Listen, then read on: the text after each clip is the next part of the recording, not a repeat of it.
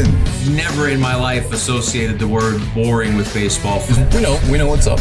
Me? Yeah. Famous? Yeah. And I'm like giddy over there smiling like, we're about to win this shit. Did everyone give you crap? Give me a good host story. I'm not picking it up. We both love the game. We talk about it every day. Can't get enough baseball. Having some popcorn, you're fooling around your phone. I'd have to wait in line for 3 hours. Hang on, because it's about to be a wild ride. For the second straight day, this person's name will be evoked on the Baseballs and Boring podcast. I will evoke it by saying there is no human being on the planet that I would rather talk to than Rich Hill. This comes one day after Zach Scott.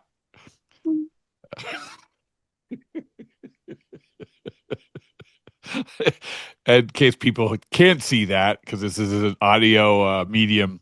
Yeah. For most, you simulated a nose growing. Pinocchio. Although it was very odd how you did that, how you put both fingers on the end of your nose. Yeah, that's true. Did you just do a spit? That's what happens. Did you just do a Dunkin' Donuts spit take? Spit take. Spit take. All on my shirt. It's the age. That's what happens. The age. The ears are growing hair. The bathroom frequencies are coming more in the middle of the night. And I need to go see a doctor. I need a checkup. That's what I need. I need to go see. It's been over 6 months. It's been probably a year. I got to go to the dentist too. All right. Well, I feel like there's a sponsorship to be had. The Dunkin' Donuts spit take. Which people might think that we're making this up. I literally made you do a spit take in the first minute, so that's good. That's good. But so you simulated the nose growing in this bizarre fashion, which is putting both two fingers on your nose and then one growing out. Whatever that for people who maybe have the sound down. I don't know. that was a way of doing it.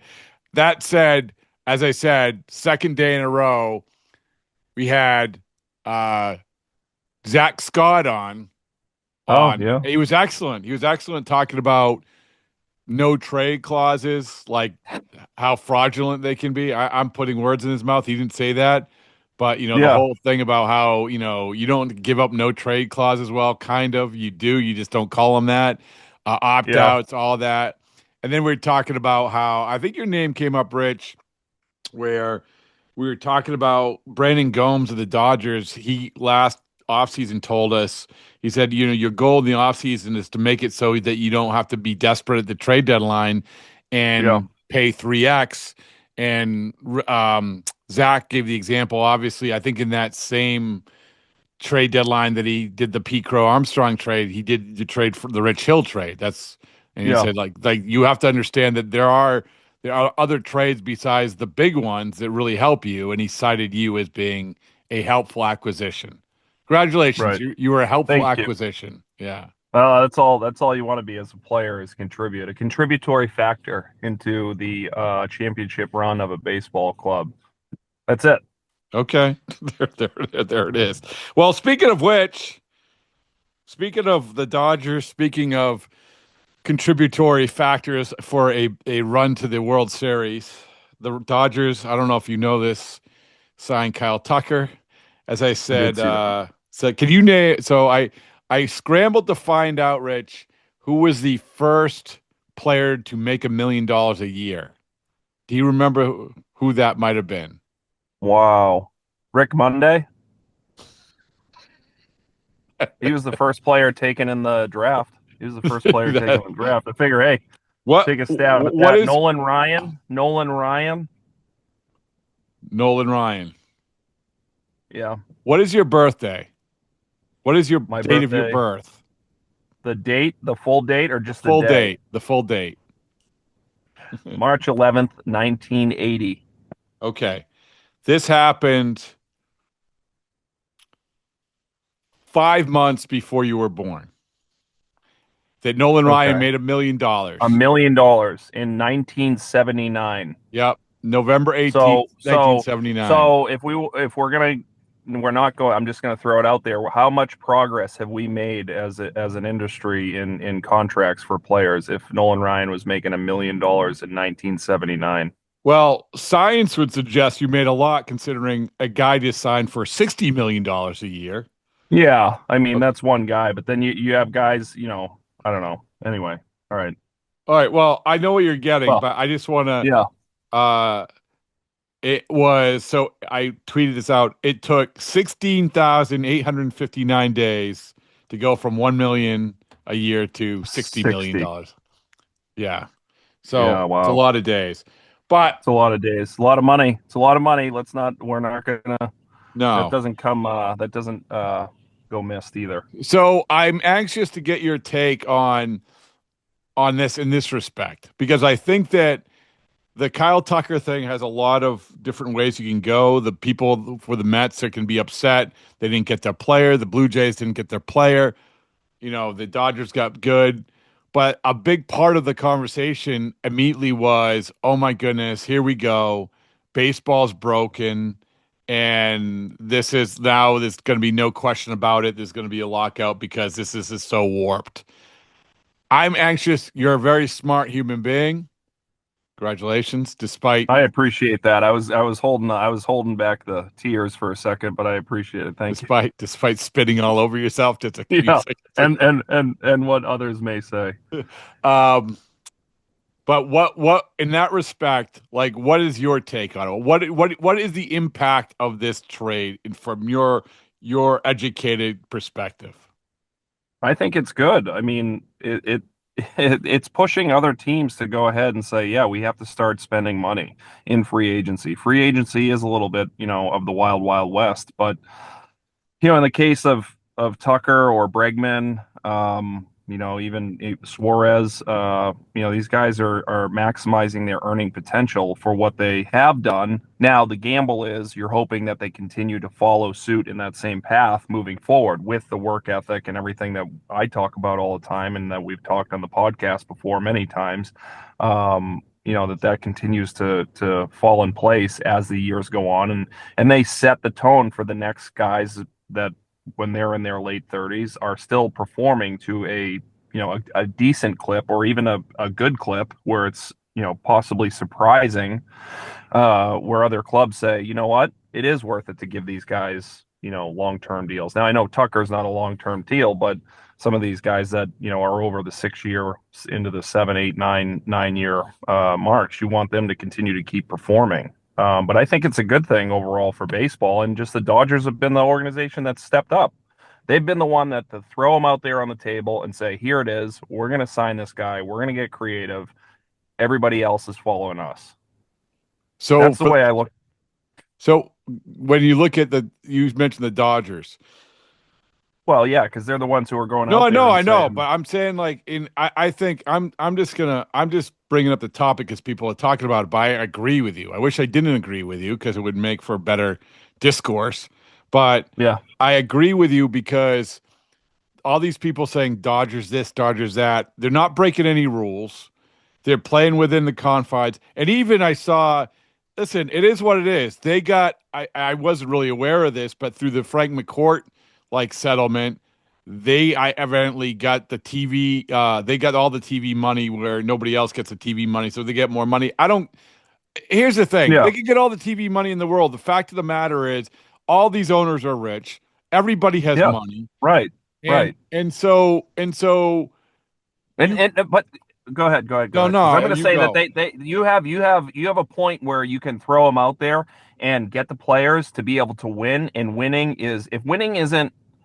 if this is proving another point where winning is not profitable, then why are the Dodgers doing it? Why do they continue to keep, getting the best players, paying the best players at a premium, not just like, these guys are, possibly being paid over market value. There's no doubt about it. Oh, I mean, let's stop right there.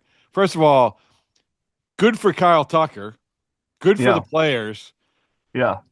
But this is not Shohei Ohtani. Like, Kyle Tucker. Right. No, I agree. I agree. And I will say this. There's only one Shohei Ohtani ever. Well, and Maybe. and let's be honest, there's a bunch of Kyle Tuckers. And I'm not diminishing how good Kyle Tucker is, because here's the thing.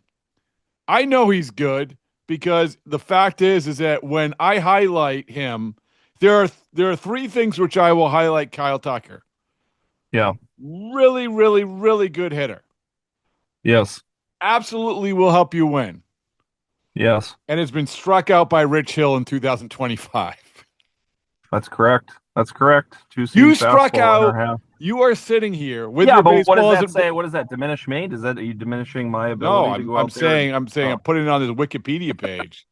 No, I'm like, there's like, I'm saying it's actually, that wasn't for Kyle Tucker. That was more for you. I was building you up. No, I'm kidding. I mean, but you're right. I mean, I think that the Dodgers are going out there and spending the money. Everybody else has the same opportunity. They're all very wealthy, business people who are owning these teams, and conglomerates that are owning these teams. And in order for them to make a push to win and want to win and actually win for the city and the place that the fans that they care about, supposedly, if they're not going out there and putting the best product on the field, they're doing a disservice to who? Who's the disservice to? To the fans, to the people who are engaged and committed, to the people that you see in Game 7 crying after a World Series championship, crying after an NBA championship, seeing, the fans in the stands that have dedicated their lives to an organization that they've been tied to since they were a little kid, and then they just continue to punt. I just don't. I don't know. I don't get it. I don't understand it. Can I tell you the money? But if they are committed to winning and there is profitability in winning, why are they not doing it? Well, you hit the nail on the head. Are they scared? Are they scared? Because there is a budget that's set every year from ownership, goes down to the front office. The front office then has a chance to go ahead and spend that money, right? Yes. So. I don't know where the disconnect is. And if you need to make if you need to make a call to the bank and get a few more dollars to get the player and tell them that, like, hey, this is the guy that we believe in. You put us in this position with the trust to take your team that you own to the promised land. Like that to me, that's the best part about it. By the way, you like that hat? Love it. Fits great. Good. That's good. I'm glad. It's unbelievable. It's been a long time coming. Hey, no. Well, you're like, there's more where that came from. It's, of course, we're talking about the baseball. It's a boring hat. Well, I want, Rich, you said the most important thing through it all. Through it all. The Dodgers aren't stupid. The Dodgers, even though, hey, maybe they have more money than anyone else because of the TV deal, whatever it is, but they're not stupid. They understand what's good for business is winning. Winning world championships. They are not, I don't care if it's deferred money. I don't care any of it. They understand that what's good for business, because this is a business, what's good for business is winning championships. And I think a lot of these teams, to your point, they understand that too, but they're scared to actually explore that side of the business. Does that make sense? Yeah, I think so, because and I don't want to start taking guesses but I will. Either scared to spend that kind of money, or thinking that it's absurd because there's so many input. There's way too much. If we're going to go into a war room, or going to go into a room where decisions are being made, and you have your captains around you that you're going to be looking at and saying, we're making a decision today on this player.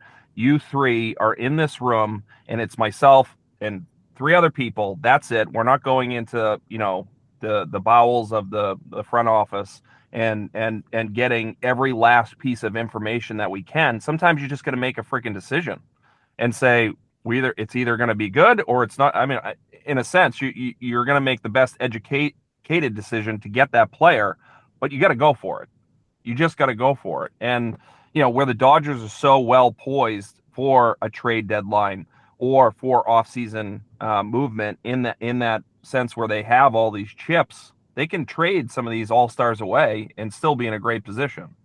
So they've cornered the market. They've put themselves in the best possible position to win a World Series. And that's something that should be looked at and commended, as opposed to they're ruining baseball. It's another good point by you when you say, hey, this player, I'm gonna put words in your mouth, but I'm only doing that because you're drinking Dunkin' Donuts coffee. True. That the player to not say there are reasons why we shouldn't get this player. With Kyle Tucker, I just read an article and it had like 5 reasons why he didn't get a long-term deal. And it was bat speed decline. It was his fielding. He's going to end up as a first. Like, there's plenty of reasons, and there's plenty of guys like that.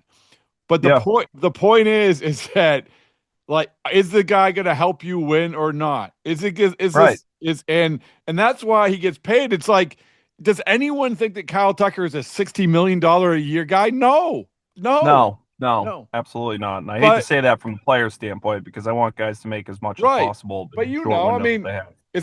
Listen, you can say he's a $20 million a year guy, and that's a great compliment. It's fine.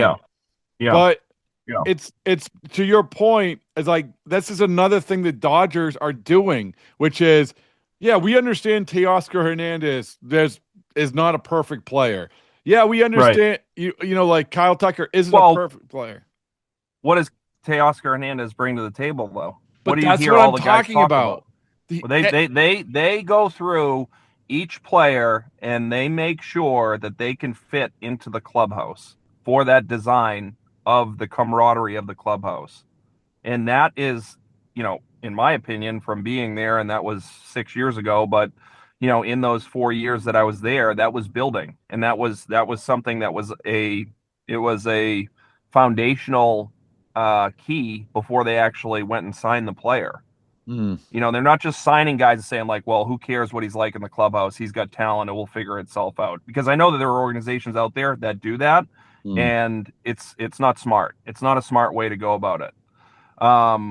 You want the guys that are going to be there and be able to assimilate into the clubhouse. You want guys that are going to be able to, because at the end of the day, everybody's going to go have their 0 for 12, 0 for 16, and they need to be able to help each other out.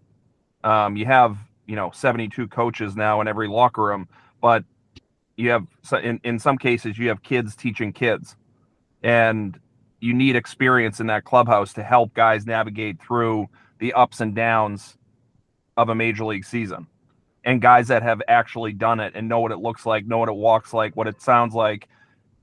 And in that case, sometimes you don't have that. So in order to get the right player, and not always necessarily is going to be the perfect fit, but something that can be worked with, and understand that is a conversation that has to happen, whether that is with the manager or pitching coach, hitting coach, other players, that, hey, this is how we do things around here.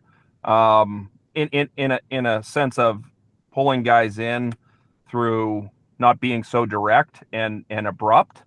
But again, that is really the foundation of what the Dodgers look at first before they actually go to the talent. They're not going to pull guys in that are going to be a cancer in the clubhouse. And if they are. Yeah, and that's another thing is like Kyle Tucker isn't going to be that guy, that Rudy on a stool speech guy, right? Kyle Tucker isn't even going to be perceived as a leader on the team. But what Kyle Tucker is not going to do, to your point, is derail the foundation that has been put in place. And sometimes that's just as good. Hey, listen, like, there's, as you point out, you saw the evolution of the building of that clubhouse, right? Mm-hmm. I mean, plenty of examples. Even now I would even say this is that Mookie, when he got to the Dodgers, I remember Joe telling the story about how Mookie, like, that first time he got in the clubhouse, tried to give a speech, and it was kind of cringy because he was trying to do something, trying to be something really he wasn't really at that level but then he became that guy. Now we're talking 5 years later, he became that guy. because Yeah. of the other people around him. My point is that Kyle Tucker, you're absolutely right. Kyle Tucker is a guy who's going to assimilate himself into that clubhouse without a problem. I think everybody understands that. Is he going to be the fiery leader? No, but that's okay. That's okay. Yeah. Yeah, That's all that's right. fine. And you know what? That will show itself in maybe year 2 or year 3. Perfect. Once you kind of have the lay of the land and you understand, you come into your own. We all, obviously, we're not getting any younger. I mean, So I don't know. you gain more, but you gain more experience and you understand what it looks like, and you say, yeah, I can do this. Okay, now it's my turn, as opposed to somebody else, or hearing from the same guy over and over again in the clubhouse. Guys, it's like less is more, and go do your job and get your work in and go out there and give the best effort that you can. Nobody's asking for anything else. Like, that's it. That's all that's It all is. for Andrew Friedman's. That's all Andrew Friedman's asking for, is to go out there and throw them all out there. Here it is. It is such a good perspective of the Dodgers, because the lazy narrative about their buying teams, but there's so much behind it. There's so much behind it, whether it's talking about player development, about finding a player and saying, hey, you know what, we see this in you and we're going to fix it. It doesn't always work out, but also the clubhouse dynamic and how important that is, and how it always has been important. And you look at for instance, what the Cubs have done, Rich. So last year they kept Justin Turner because they understood that that it wasn't because of his bat, it was because of the dynamic. The year before, the Red Sox did the same thing with Justin Turner. Absolutely. And He's now another coach. And now Bregman gets this contract. If Bregman is this like sheepish or guy in the corner of the clubhouse who doesn't get the contract he does with the Cubs. No, and now it leaves, conversely, it leaves a hole where you better, like, hey, Red Sox, you better prioritize something somewhere, somehow, because you lost Turner, you replaced him with Bregman. You've also lost a guy like Ref Snyder. Like, you have to prioritize this. It's not always easy, but it is absolutely something that you need to prioritize. And Foundation. And going back to Devers, I mean, I think Devers, if you cultivate that guy and you have training for that guy, I mean, you're taking a guy from another country, bringing him here into the United States, and like thinking like, okay, well, he's not going to be able to change or come out of his shell, which I've seen it. You see it on the bus. You see it when the players are together. But to be able to kind of become that leader is to give him some of that teaching that he needs. You know what I mean? Does that make sense? Yeah, but I think so. Here's the example. I'm glad you brought up that. And Ken, tell me if I'm full of hooey. I'm bringing back a term from What's the 30s. Hooey? Yeah, I like hooey. Yeah, full of hooey. But so Devers, you say, so what you're saying with Devers is that I saw glimpses of what he could become, right? Yes. In terms of leader. Yes. But hold on. He wasn't that way. He kind of pushed away from that a little bit, but he pushed away from it. And I do say this, is that Devers might still be wearing a Red Sox uniform, still be going down that path if Xander Bogaerts is there, because the overall point is what you said with the Dodgers. It's not like all those Dodgers players are there now, were there initially, but but it built up. The expectation was built up, and I do think that once Bogaerts left, like the guy who was going to nurture a Devers, and again, tell me if I'm wrong. But a guy who was going to okay, this is how you do things. This is when you have to stay and talk to the media. This is when you have to do this. So you have to have those expectations. And in the Dodgers world, there are those expectations. Yes, but that's fine, and you're on the right path. But at the same time, being able to pull Rafael Devers aside and have him talk about his ego and talk about where you at mentally. Like, why are you so tied up in the, like, who you think you are, or what you think you're supposed to be doing, as opposed to, the whole. You know what I mean? But that's what I mean.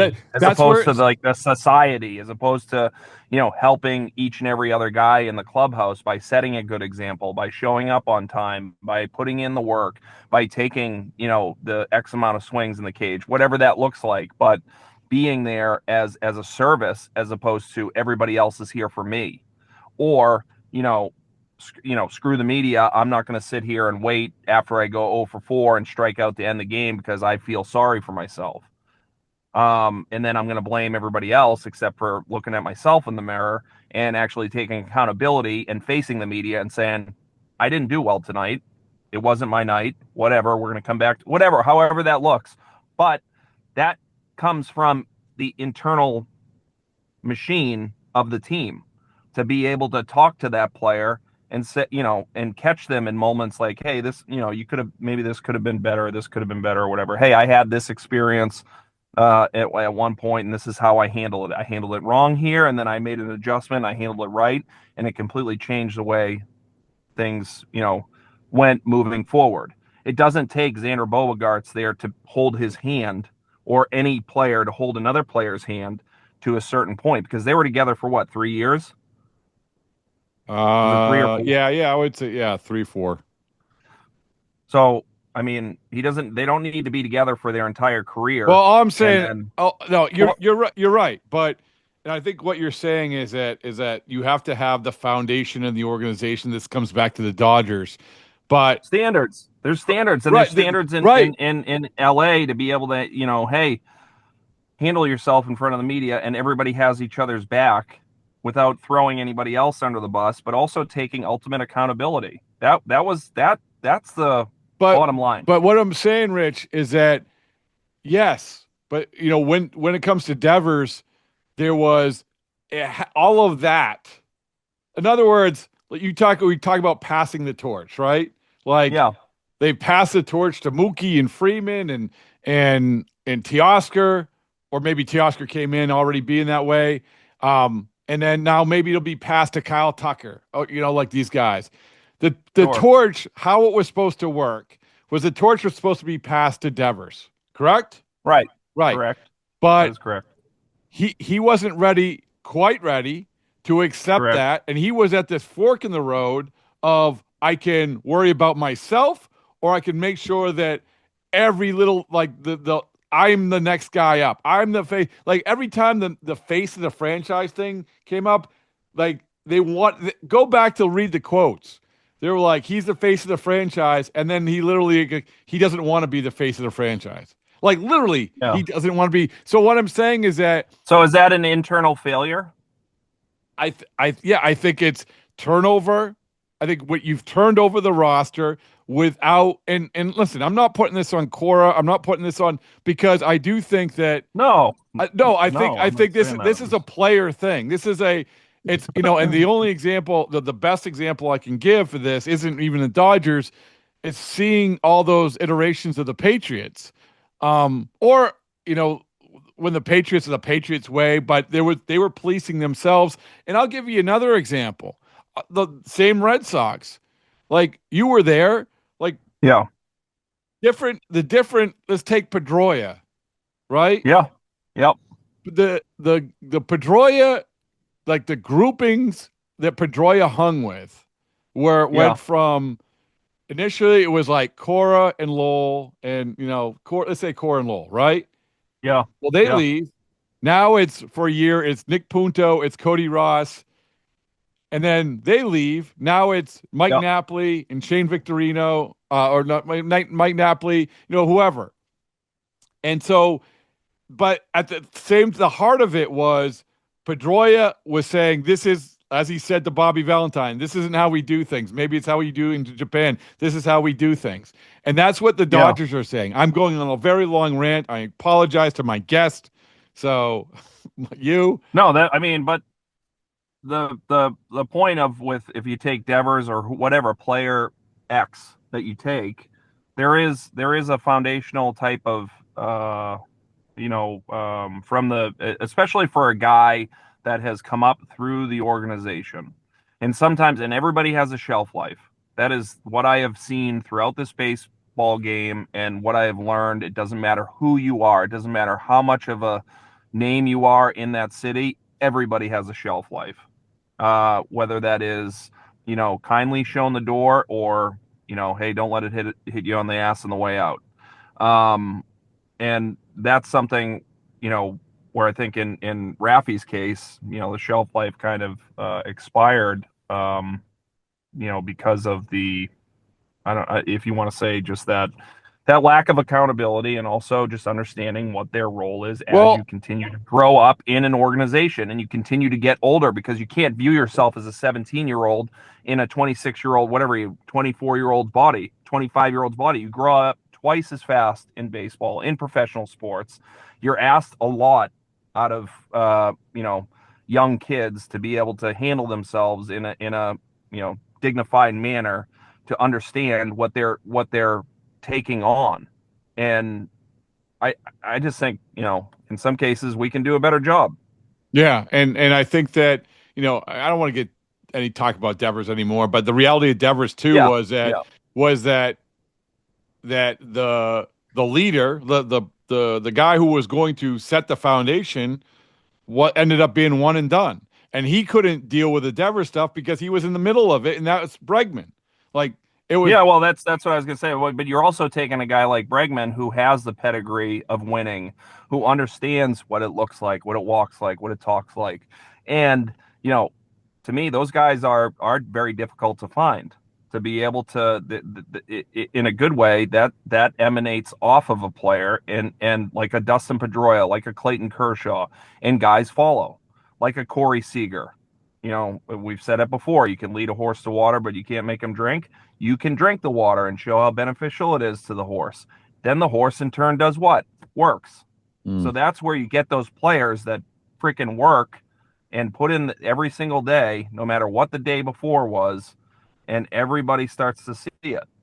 And then it starts to be beneficial for everybody. And there's plenty of examples, plenty of teams we can talk about who should be starved for that. The Mets being one of them. I mean, the Mets are an example of, sure, you felt like the clubhouse had gone off the rails a little bit, but you took an enema to the roster. That's your prerogative, and talent wise.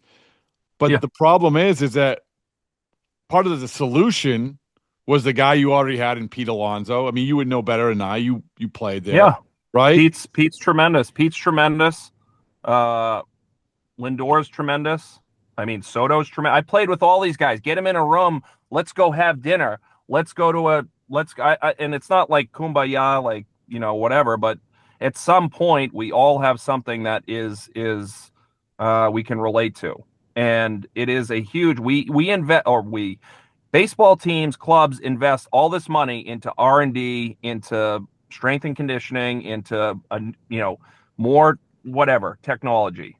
Invest into team camaraderie, and go ahead and say, hey guys, we have this plan, whatever. Sometimes you have to force it, but you got to become creative to get 26 guys to come together and enjoy being around each other, because 162 days is a long time to play. It's the only sport that plays twice as many games as the NBA, twice as many games as the NHL. So to be able to have that and invest into that and become creative, whatever that looks like. I don't know what it looks like for most teams, but I can tell you this: the Dodgers know how to do it. What's the best clubhouse that you've been in? Probably the years in LA. I mean, just as far as, the guys pulling for each other, whatever the turnover was, whatever the issues were that came up, things, not that they squash stuff or whatever, but, and in Boston in 2022. Mm-hmm. I haven't been in too many bad clubhouses. I can't, I know that's a very political answer, but it is true. I try to find the best in, all the guys that I've been able to play with, but at the same time, when you have guys like, Nate Eovaldi, Kevin Plawecki, just Chris Sale, just these guys that are enjoying the game, but also understanding, like, the team camaraderie part of it. How can we get everybody to come together and actually pull for each other on the field as hard as you'd be pulling for yourself. I wasn't planning on asking this, but you made me think of it. One of my favorite topics or most frustrating topics is having captains in baseball. So Yeah. putting the C on the chest. And here's my take on it, Rich, is that my take is that it's such like, I think in baseball, you have so many groups in a clubhouse. Like you Yeah. need more than just one guy with a C on his chest. That said, was there any team that you were on where you said, okay, if there was ever such a thing as a captain, that this guy would be it? And I know that like maybe right now Judge would be that guy. And the best way I can put it was I remember Mookie saying this after Ortiz left. Everything Yeah. passed through Ortiz. But Yep. first off, do you agree with that about like the captains in baseball really aren't a thing or can't be a thing? And if there was a one captain that you played with, this guy would be it. Yeah, I would agree. I mean, I think again, like it's such a long season with 162 games plus, 30 games in spring training. Um, I don't, you have so many different, again, to your point, you have different groups in the clubhouse, different guys, but how do you tie all that together? How do you get everybody over to somebody's house after a game or, on an off day, to get to know the players and just take the mask off from, being in the clubhouse and, whatever, who cares? Everybody's gone 0 for 20. Everybody's had 4 bad starts in a row. Everybody sucked at some point. So we're all here to try to figure out, to help that guy. So if we do that as a whole, as a group, then that's going to benefit the team, right? So that's where I think captains. I mean, if you had captains, you'd have to have probably, 2 of them, one on the pitching side, one on the position player side, and then again, that becomes dicey because you want to be able to get the guy that is consistent every single day. Yeah. And baseball is a very inconsistent game. It's very difficult to be consistent at it. And if I was going to pick one guy out of 21 years of being around teams, that's very difficult. But Juan Pierre very early Whoa! on comes to my yeah. I was not expecting that. All right. Juan Pierre. Yeah, Juan Pierre. Congratulations. I feel like we should get Juan Pierre on the podcast just to bestow him the captain of, because I rely on you. If we're going to name a captain of the Baseballs and Boring family, I think he's a guy that a lot of guys I think would name because he showing up to spring training, getting there at 6 o'clock in the morning, and I'm already hearing somebody in the cage bunting. And I'm like, who is this? This is like my second spring training, and in the big leagues. And I look in, and it's Juan, and I say, "What are you doing?" He's like, "I'm just seeing who wants to work." I'm like, "Okay, that's a different animal because that's what it takes." And not until years later had I wished I taken that bait and put it into something, moved it into my own what that looked like for me as a pitcher. Getting into the weight room at 6 in the morning, having a plan and understanding that, not going through injuries and then being like, okay, I have to figure this out now. I'm really, in a fire pit here that I need to get myself out of. But besides the point, the other guy would be Dustin Pedroia. All right. And and for that, for a multitude of reasons with him, but different reasons because of the competitive aspect. Like, it's like, you wouldn't fight that guy with a gun. I like that. I'm just here to see who's wants to work. I like that. I'm going to show up at spring training at 5 a.m. and say, "Why are you here?" I just want to see who wants to work. Yeah. You need to have. You're going to need a headlamp though at 5 a.m. I've been there. I've literally propped up my laptop at that outside the clubhouse in the dark. Yeah. With it, yes, it's. I love it. Yeah. All right. Last thing is, did you see? I don't think I've talked to you since then about this. Did you see what Joe Kelly said on this podcast about retirement? Oh, I did. I caught it. Yes. I had I had a inkling that this would come up. Not Joe Kelly, not with Joe, but with retirement. So I didn't prepare anything, which is perfect. Okay, perfect. But I did hear about it. I did. He said, you shouldn't. You should just go off into the distance and. Well, no. No, different. He said people, baseball players or athletes, shouldn't say they're retiring. That should be reserved for the people who work till 65 or military or whatever.